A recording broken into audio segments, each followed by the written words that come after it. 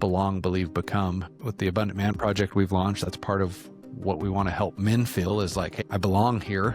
And my experience has been when I feel like I belong to something, I believe more in me. And when I believe more, I can become something greater. I do believe that the one thing that Jesus said that we had to do was believe in him. And that's truly what makes you a Christian at a fundamental base, and acknowledging that and trying to live that way. That being said, I don't know how else to put it, but we're all failures. None of us live up to what we think we're supposed to. One of the weights of leadership is being that positive person can look to. But for me, I've got to help this person change or we can't keep them here, which can sometimes bear a weight on a leader. Honestly, it sucks. You're the person that's got to make that decision sometimes. Welcome to the Everyday Leader Podcast. Leadership is a choice. Join me, Matt, and my co-hosts Drew and Tate each episode as we break down how to lead powerfully in your family, team, and organization. Welcome to another episode of the Everyday Leader Podcast. Today it's Tate and I. We're going to talk about a topic or two. And Tate, I feel like we haven't seen you in a while. And so I'm glad you and I are doing this one today. I've been kind of missing in action and missing showing up and being a part of this. So this is good. And for if you're a newer listener and you haven't followed us from day one, you've probably heard more of me and Matt as of late. Tate acquired a new business this last year, and there's a lot that comes with that. So I imagine it's been a lot of heads down, building the business as of late. Yeah. So anything you want to say about that, or?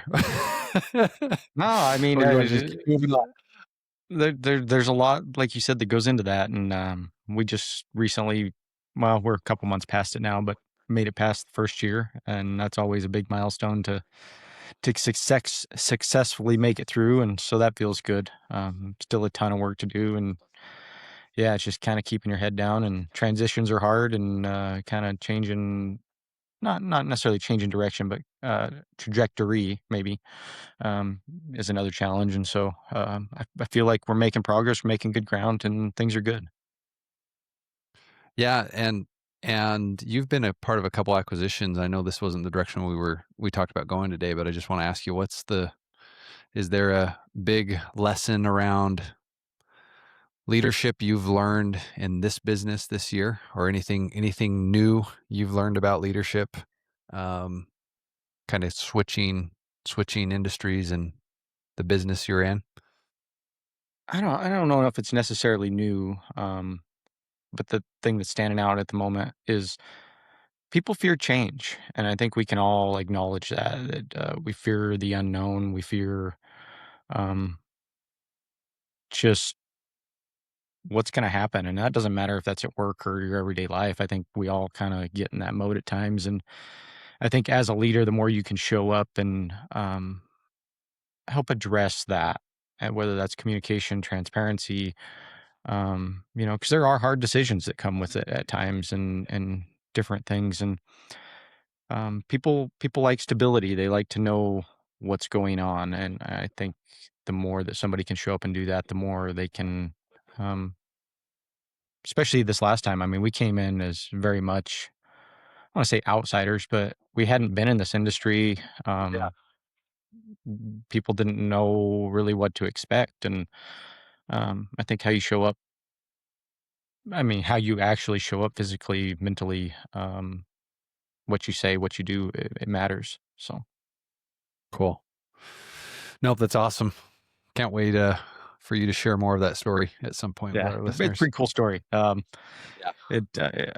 always one to kind of discount my own stories because they're just things that happen in my life. And occasionally I'll step back and think of them. And I did that the other day. I actually mentioned it to Matt that I take the time to really think about it. It's pretty wild how it all came together. And the fact that it finally did get across the finish line is pretty remarkable. And nothing else makes you, at least me, realize that somebody was really looking out for me. So that's awesome. It's pretty cool. Well, are we ready to tell that soon? Are we ready to tell that story? Depending on what depth we got to go to, yeah, I can talk about certain parts of it. Well, just teasing our audience a little bit, so they keep looking for that as it comes. Pretty cool. All right. Well, Matt and I dove into a topic a few weeks ago that we really thought, man, we'd love to hear Tate's perspective on this. For Matt and I both, we have a very similar religious background as Latter-day Saints or members of the Church of Jesus Christ of Latter-day Saints, or if you another term we aren't using as much, Mormons, if you've heard that. Tate, you've got a little bit you've got a Christian background that's different from ours, and we had an episode about disappointment and talked about this idea that God isn't disappointed in you and the importance of agreements over expectations and how you can even see that through God and Jesus Christ. And one thing I feel like I've come to realize more, and I don't know if anyone ever told me this growing up, but I think there was sometimes this feeling of that, hey, like when I don't live God's law or if I sin, I'm no longer worthy. And because I'm not worthy of God's love, which actually isn't true. Like I'm always Right. worthy of God's love or Christ's love. Jesus Christ paid that price for me. And I'm worthy no matter what. You know, I've chosen to, okay, what's the language I'm going to be intentional about when I talk about worth? And I've decided, hey, I think the word, I'm always worthy of God's love. Now, whether or not I'm faithful uh, to his law and his standards is one thing, or whether or not I'm keeping a standard in my life is independent of God's love for me. And so I've tried to even like look at that through the relationship of like my family and my kids. Like, do I love my kids enough that I would never be disappointed and that they'll always feel my love and still want to like establish a standard for my family and for my home. And then that applies to business and applies to other areas of life. So, and so I think sometimes, at least from my perspective, I've noticed a lot of Latter-day Saints struggle with that struggle of tying their worth to their worthiness or tying their worth to their ability to live a certain standard in their Mhm. life. And I just think it's unfortunate. And I've been in that boat too. So curious, like what your perspective's been on that, what it was like for you growing up, where you've seen that, where you haven't. So, Yeah, so I guess I'll just kind of summarize my upbringing and kind of progression, and just kind of get to where I'm at, and then try to answer the question. So growing up, my mom was Seventh Day Adventist. She's pretty devout. I mean, probably one of the most religious people I've ever been around. I mean, she was never afraid to talk about Jesus and his love and just what that means, and try to help people. And so that was an amazing example. I actually went to the Seventh Day Adventist church school here in town at the time. There was only 4 or 5 of us in grade school that attended that, and it was pretty good. I, I don't know. I was kind of an interesting kid. I didn't socially I did well, but socially I didn't, and I just never really felt like I was part of a whole lot. Whether that's real or not, that's kind of where I was mentally growing up. I also had my neighbors growing up were Baptist, and so I spent a lot of time going to church with them. Sometimes I went to church twice. Go Seventh Day Adventists go to church on Saturday for people that don't know. And Baptists are traditional; they go on Sunday, and so I would go to the Seventh Day Adventists and then go with my friends to the Baptist church. And so I was young, and so it's kind of hard to say that I really know. Fundamentally, especially on the Baptist side, what they believe. I felt it was similar to what I experienced at the Seventh Day Adventist Church. Um, and Seventh Day Adventists have their own kind of outlying beliefs. I don't know that they're necessarily beliefs, but just culturally, um, Mhm. kind of some of their standards. There's a lot of vegans and vegetarians within their religion and different things like that. So, fairly conservative in some ways, not a lot of makeup and different things. And obviously that varies family to family and church to church and different things. But um, from there, from about the time I got into middle school, high school, I didn't go to church a whole lot. Even through college, I would go with my mom occasionally when she would talk me into it. 'Cause she was always good about about going. And then honestly, for a lot of my adult life, I didn't attend. I always knew I was a believer, and kind of fell into what I think a lot of adults do in today's society of believing that you can be a believer and not participate. And Mm. I don't necessarily think that's wrong. But my mindset's changed a lot in the last couple of years on the value of community and being a part of something. And part of that community gets you involved in some of the works and stuff that you're talking about that maybe some of the worthiness may be attached to. And so, especially the last year, I've been heavy in my Bible. I've read more of it over the last year than probably most of my life. And so it's been really good. Me and my family, we're part of a church now, a non-denominational church here in town that just works really well for us, and kind of where we're at and what we believe. So, that being said, I grew up in the same communities that you and Matt did. Heavy LDS influence. A lot of my friends growing up were LDS, just heavy presence in the community, and everything that comes with that.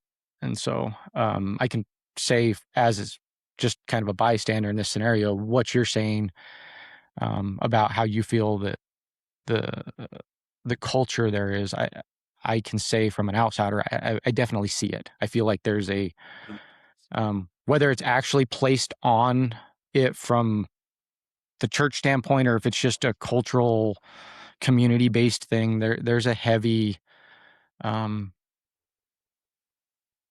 don't even know what the right term is, but just weight of worthiness and acts and acting right and um, all of those types of things. And so, whether I agree with it or not, it's there. And so, Yeah.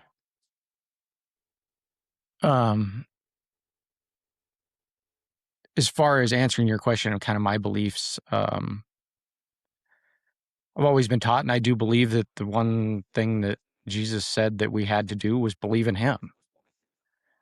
And that's truly what makes you a Christian at a fundamental base, and acknowledging that and trying to live that way. That being said, I don't know how else to put it, but we're all failures. Like none of us live up to what we think we're supposed to. Like they're Right. not even close. And there's obviously that's a spectrum, of what that looks like. But if you look at especially the Old Testament and what we refer to a lot as the religious law, like some of that stuff is wild in today's culture. And what? Oh, right. Yeah. If you take it out of context, it would be like, Yeah, yeah, it's totally. and then you look at all Testament those law stacked on top of is, each other, and it's like, man, how does anybody ever accomplish any of this? And yeah, so, rounding it out, for me, it, kind of ties to what Jesus lived, and that's just loving everyone. Love your neighbor, love your brother, and that doesn't just mean your neighbor. That means everyone you interact with, and that's such a hard concept. I think we all struggle with that still because obviously we have people we interact better with or get along better with or just click better with, and that's easy. And it's the other side of that, the ones that we know almost immediately. It's like, man, this isn't my person. This isn't my group. Um, but the truth is, Jesus loves them just as much as he loves you or I. And culturally, we all grow up in such different cultures and are taught slightly different things. I mean, obviously in America, it's fairly, for the most part, Americans have a culture, and then we have a gazillion yeah, subcultures within that. And it doesn't necessarily mean anybody's wrong. I mean, and we can look at it in today's politics, for example, just how polarizing they really are. And I hate to say it, guys, because there's some of them that are really convicted in what they believe from that standpoint, and Jesus loves the other side just as much, guys. He didn't say one side was necessarily right or wrong. That's for him to judge and not us. He told us to love each other, and as hard as that is, that's what we strive. That's what we're striving for. And so, I imagine we have a more conservative audience, but that means Jesus loves Democrats too. And, and if you happen to be yeah, a or vice versa. Democrat or I mean, liberal, that means he loves Republicans too. yeah, and Yeah. I think in today's times, it's really hard because we see some wild things said on all sides, and it's just like, whoa, what do you do with this? And I don't know what you do with it, but Jesus said to love your neighbor, and that's what I know. And so, Yeah. what can I do? I can pray for um, cool minds, good decisions, um, and His will be done. I mean, and that's what we got. Did you feel that weight of your worth ever being tied to the way you lived? Yeah, Like, yeah. So yeah, there was some of that in your upbringing or culturally, whether that was culturally or how you were raised or whatever. yeah. It's it's an interesting thing because I can't say it was ever really taught. Yeah, well, that's the thing I've felt like too. I don't think I can ever think of a time where someone's like, "Well, God doesn't love you because you did this." Yeah, and honestly, But feeling that, yeah, I could say that I was probably verbally taught the opposite of that all along the way. right, yeah, And I mean, just to get kind of into the raw of some of this, whether it's things like pornography or masturbation or any of those things that hold so much weight in whether we realize it or not, that internally, like it just doesn't feel, I guess, good. And there are some things that say, hey, that's not the way it's supposed to be. And it's, I think culturally, like what I experienced was probably different in some of that than probably what you and Matt experienced, sure, just on the spectrum again. Um, right, yeah, but I think in certain religions, even though it may not be taught, there's ways that they subtly highlight people's shortcomings in yeah, a public, not so public way. Um, and unfortunately, people like to judge each other. And so, whether it's supposed to be public or not, people notice um, and make their own judgments because it's not necessarily transparent. And so, sometimes things maybe you just never know. And I've seen it firsthand with friends that, uh, and I'll just call it the way I see it. And this isn't an attack or judgment on my part, but um, no, I had let's friends that let's do it, when it came time for mission age that didn't go on their mission. And whether it was real or yeah, not, they felt from that point forward, they were viewed and treated differently within the community. totally, And I don't, like I said, I don't think that's necessarily something that's taught or encouraged or really even highlighted. But that's the experience that they had. And this was more than one friend. I mean, there was a lot of them, and even some of them leading up to mission time. You just tell if they weren't really mentally prepared for it.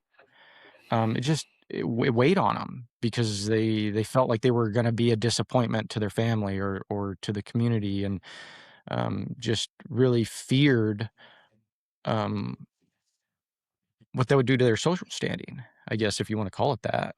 And um, I don't know.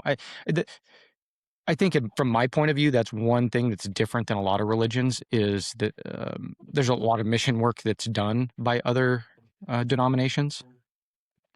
But for the most part, there isn't the cultural, like, routine expectation around it that when, hey, you turn 19 or 20, whatever it is, that, it's you're rite of passage kind of you're feel, expected yeah, to do this. I feel like it's a lot more um, encouraged, but if you don't, then whatever. yeah, A lot of people do different things. Not yeah. not a No, big deal. As you're saying that, it's interesting. I'm thinking because, one thing I heard over and over again growing up, if we're talking about men going on missions for our church, it was every worthy man serve a mission. Yeah. So, I mean, think about that word. And if you don't go on a mission, now I'm not worthy, or there's something wrong with me. And so Well, yeah, I and guess to our listener, oh, go ahead, Tate. uh, and not to beat that up too much, but I think this is just a subtle way that this happens that maybe people don't even think about. But even encouraging young women to find a returned missionary Yeah. as a s- as a spouse. I mean, if you're one of those boys that didn't go on that, you're looking at it like, man, how am I going to ever I'm get not a, anybody's I'm not a parents club. to accept me on that level? Yeah. And not to say it Yeah. doesn't No, happen, that's, because it does. I mean, there's a ton of good people, and you know, yeah. No, I think that's why I've been really intentional about how I use that word worthy. I mean, mm, another tradition belief we have is that God has temples on the earth and there's a standard to keep to mhm, go attend that temple. And the phrase is often used, temple worthy.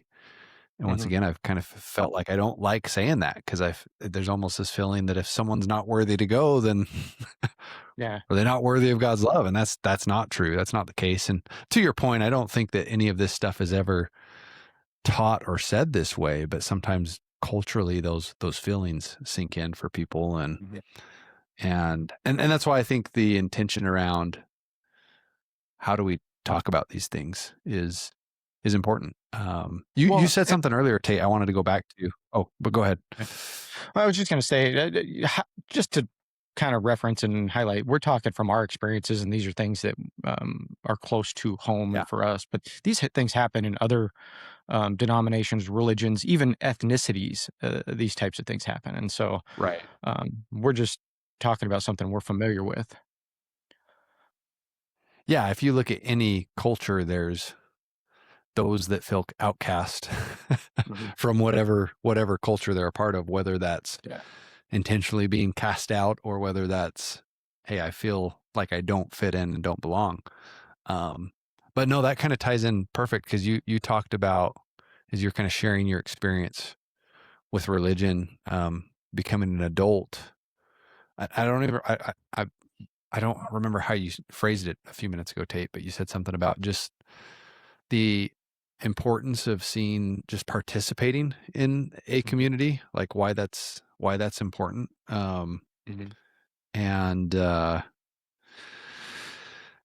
I'd love for you to maybe talk a little more about that. What was that realization, or how have you seen the importance of being a part of something? So it's kind of interesting. The church we've been attending has a fair amount of the congregation is people that have had drug addictions or alcoholism, different things. And I Mm, think there's a couple reasons for that. A, they want to be that open place where people feel welcome. I mean, intentionally, that's part mhm. of the foundation of this church. The other part is they've got a couple of their pastors that have kind of grown up and had those struggles in their past. And so they spend a ton of time in the outreach, going to those people, and trying to help, give them a place to go, a community, like you're saying. And so it's kind of a very really specific example with that. And I feel like things like alcoholism and drug addiction are just exaggerated versions of things we all experience with a very specific tie. Um, Yeah. and so it's really easy to label and identify, I guess. Um, but these people are able to connect and have that community like you're talking about. And especially these pastors are really good at being able to say, hey, look, I've been in your shoes and Mm, this helped me. Why don't why don't you be a part of this? And then, everything that community helps, whether it's, knowing that they've got a community of people to when they are struggling to reach out to. And this is just talking about the drug and alcohol side of this. But obviously, the religious side is a major foundational portion for all of this. And I think the same holds true when you're talking about religious questions.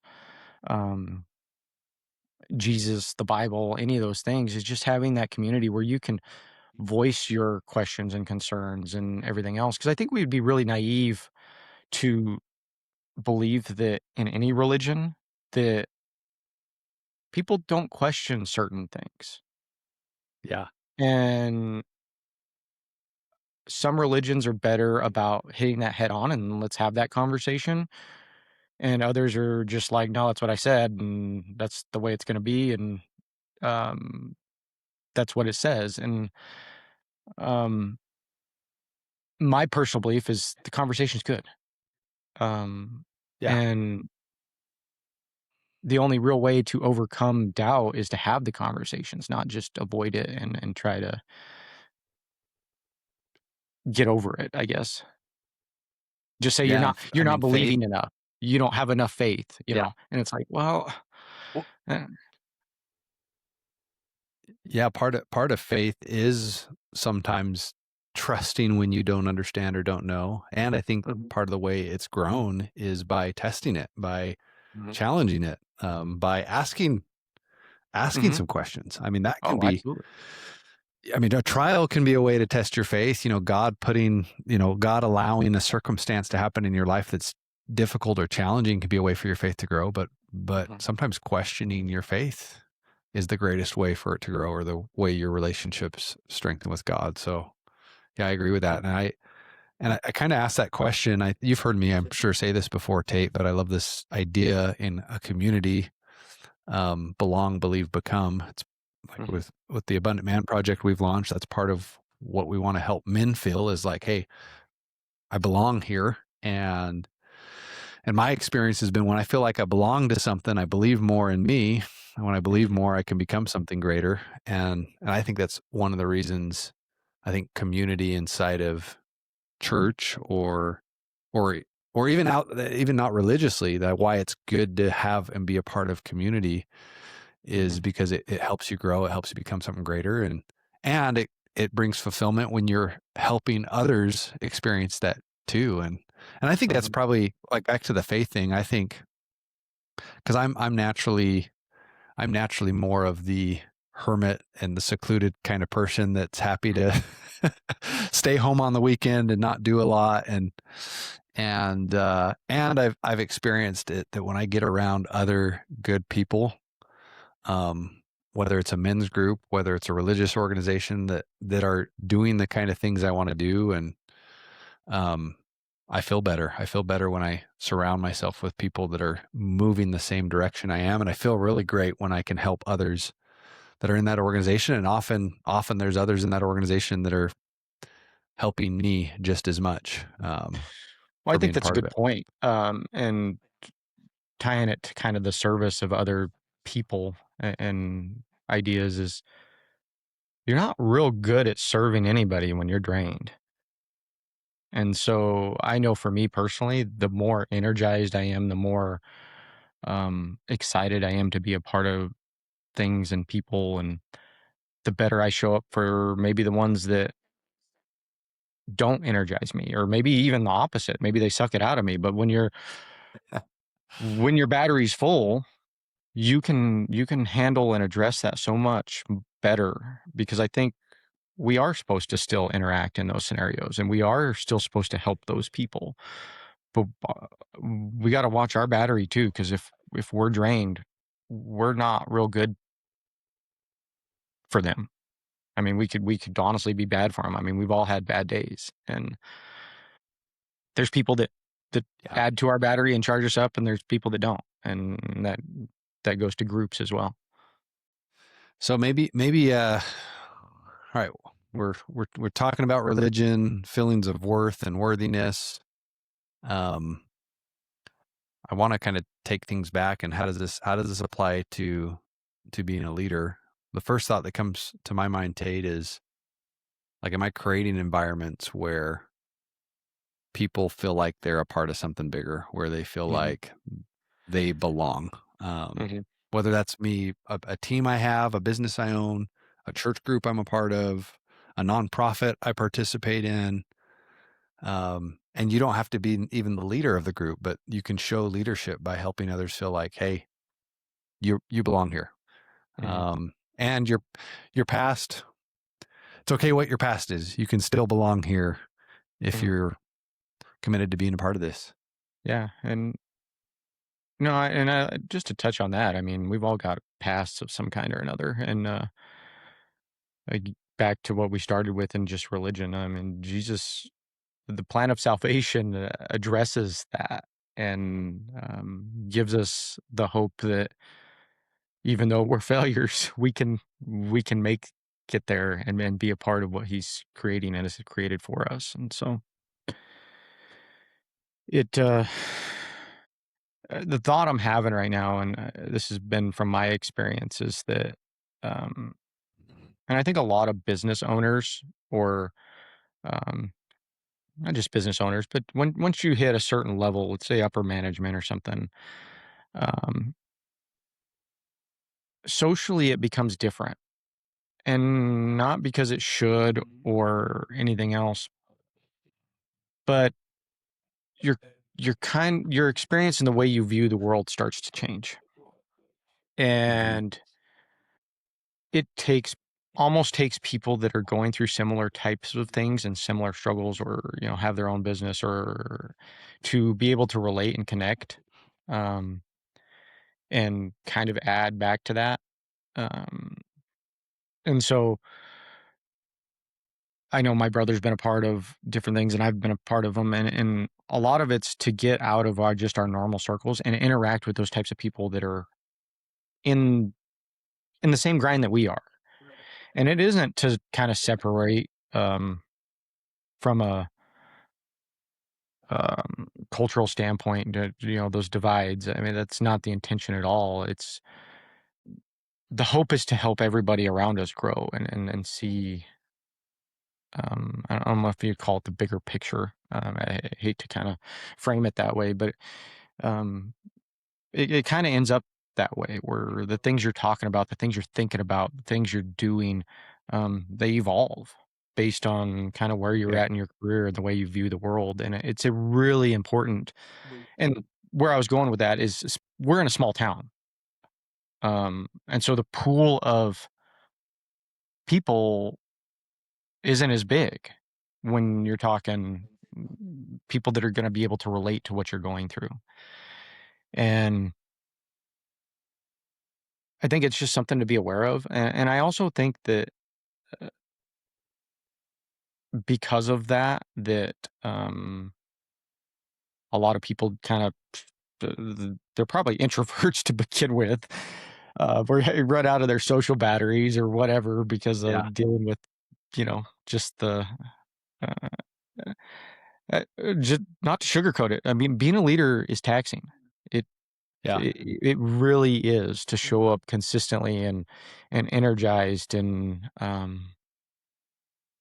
the person you want to show up to for whatever your team is, whether that's a business or a church group or anything else. It's taxing. You end up Well, having a lot and of some conversations and interactions. So context, if you're not in a position where leadership is required and expected, you may not feel that weight of it. You can be, we talk all the time, it doesn't matter, if you're the CEO of a company or the janitor, like you can show up as a leader for people. Mhm. And if you're in an ownership role, you own your own business, you have a management position, like leadership becomes is a part of what's expected. Like Yeah. others look to you for that leadership. I don't know how else to give this as an example, but I know for me personally, um, I don't prefer to work for or interact with leaders that have a tendency to be real negative. It Mm, drains me. yeah. I like the positivity. And the reality of it is, we all have moments where we get negative. But when Yeah. inherently you're always that way, people don't necessarily want to follow you. The opposite side of that is, as you're growing, when you're young, um, you haven't developed your leadership skills as much. It doesn't get exaggerated or highlighted as much if you tend to get a little more on the negative side a little more consistently. Whereas when you're in a leadership role, you get negative, you affect a ton of people around you, whether you realize it or not. Yeah. Like you're setting the tone. Whereas somebody that maybe doesn't interact with people a ton during the day, I mean, they can get a little negative, and I'm not encouraging this. I'm just saying it happens. I've seen it. Yeah, it's the reality. And it just it they take it home. And that's a tragedy in itself. I mean, there's not a whole lot of good that ever comes out of when you get in those negative mindsets. And I don't know if that highlighted what exactly I was trying to get at there. But it's something that as a leader weighs on me is that, man, you got to show up in the right frame of mind. Because if you're having a bad day and you let it drag everyone else in, you're affecting a lot more than just you. Yeah. Well, and I think if you're a leader, sometimes the challenge is when you have that negative person, like you almost, hey, if we want to if we want a positive culture, for example, we can't allow that negative, not that people aren't going to have moments where things come up, but you can't allow a negative person to be everywhere in your team and your environment. And so, as you know, if we kind of bridge this back to where we started at the beginning, like worth and worthiness and standards, like you want your people to feel like they belong. You want to have a vision for those you lead, and there's a standard, and that standard's something that's got to be upheld. And sometimes love is true love for somebody is holding the standard and holding them to a standard, or true welcoming or belonging or whatever word we want to define that inside of an organization. But and I think one of the weights of leadership is being that positive person can look to. But for me, it's sometimes been, man, I've got to I've got to help this person change, or we can't keep them here. Which can sometimes bear a weight on a leader. Honestly, it sucks. I'll just say it does to know that you're the person that's got to make that decision sometimes. Yeah. That being said, I got kind of a question for you, and we can kind of go back and forth on it. But okay. I think as leaders, we struggle at times to feel that we're worthy of being a leader. And how do you stay grounded and centered, or how do you keep yourself moving forward in that arena where, you know what, I can do this, I need to do this, whatever that is? Yeah. If I think through some of the different leadership positions I've been in my career, because you say that and I immediately think, yeah, there's been times where I'm like, man, am I the guy for this team? Am I the guy for my own business? Am I the guy that can do this? One, I would say if you are the business owner, and let's start with that lens first. If you're the business owner and people are working for you, a lot of times that means that's because they believe in you. And if they, sometimes people are there just for a job and just a paycheck, but you can go get another. My belief is if you're looking hard enough, you can go find another job pretty quick if you need to.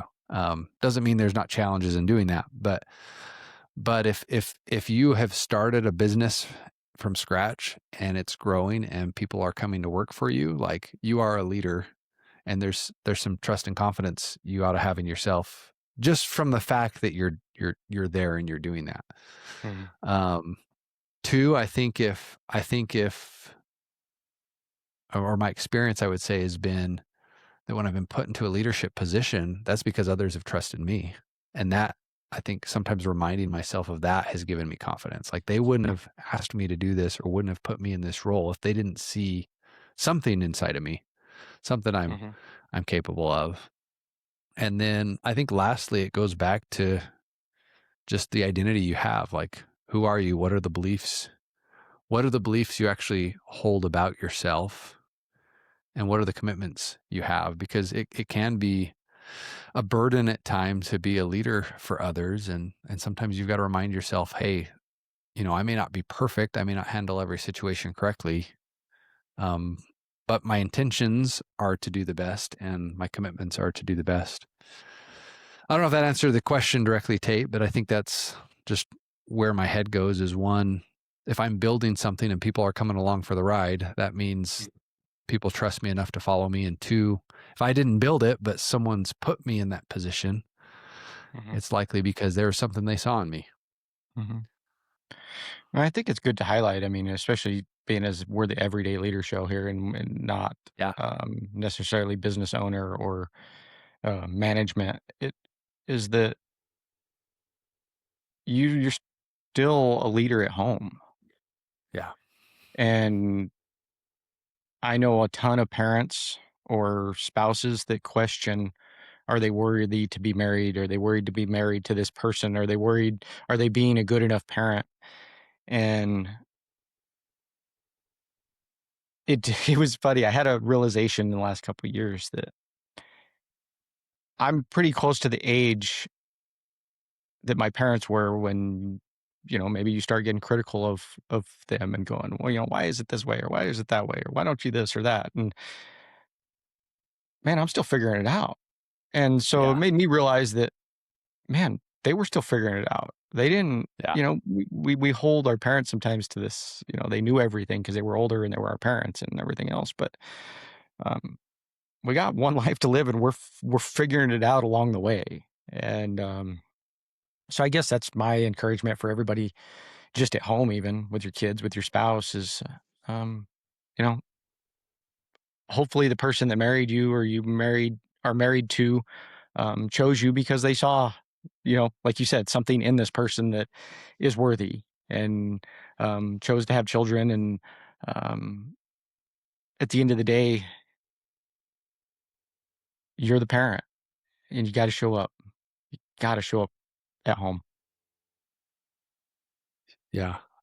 I think the last thought I would give on this, Tate, as you were saying that, and I think I've shared this before on the podcast, but when I think back to some of the greatest leaders in my life, not all of them were in work. Not all of them were my church leaders. Not all of them were the traditional leader that was there every day in whatever capacity or whatever organization I was a part of.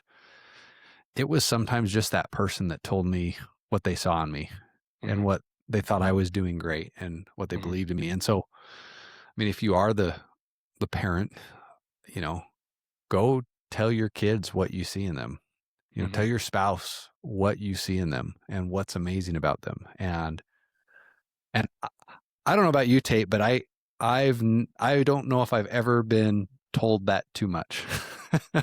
when someone tells me the good and they see in me, I don't think I ever get sick of hearing that. And then I think that is a leadership quality, not just praising somebody, but helping them see the good things in themselves or the potential they potentially have. Because it's easy with the little voice in your head. Sometimes you just hear this negative voice talking about what you can't do every day. And it helps having something external remind you, yeah, you can, you're worthy, you're enough, you've got this, you can do this. And I think that's an easy thing you can do to be a leader for someone, whether it's you're the father and you are the leader, or you're just someone in an organization seeing somebody who's struggling. Well, it's funny as you're saying that, both at home and in my career, I've noticed this, and a lot of leaders are good at identifying potential in people. I think that's something that a lot of them are able to see and identify. And I think where they get stuck and frustrated and different things at times is you see this, especially at home, is it's like, it doesn't matter what you want your kid to be. They're going to be what they want to be.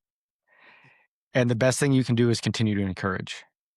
And Yeah. I think, especially as bosses, we think, oh, this person's going to slot here and everything's going to be great. Well, the reality is they still have to choose that.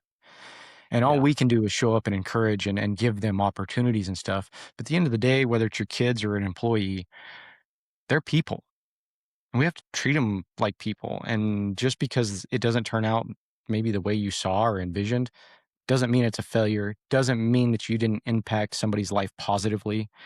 And I think that's the key, is just trying to show up and encourage success for people, no matter what. Like, and different people's success is measured differently. Like, and that's okay. Yeah. People get to choose what's important to them. So go to your wife, go to your kid, go to one of your employees, go to a team member. Tell them what you see in them. Tell them their worth. Tell them how important they are. My experience has been that happens and good things come when people hear that and feel that. So, And for any last whoever's thoughts, Tate? listening, just for whoever's listening, you are worthy. Those around you are worthy. We're all worthy. Just lean into it, accept it, and that doesn't mean we're not going to fail and we're not going to have failures, because we are. But it doesn't change that we're worthy. Yep, totally. Well, you can do it, and you're worth it. So, well, thanks, Tate. Good conversation as always today, and you've got a choice to show up as a leader wherever you are, and today's the day. Thanks for joining us on the Everyday Leader podcast. If you're ready to take your leadership journey even further, subscribe to our weekly newsletter for more insights and practical tips. And don't forget to connect with us on Instagram to stay a part of our growing community. Just follow the links in the show notes. If this episode impacted you, please help us spread the word and share the link with a friend from wherever you're listening.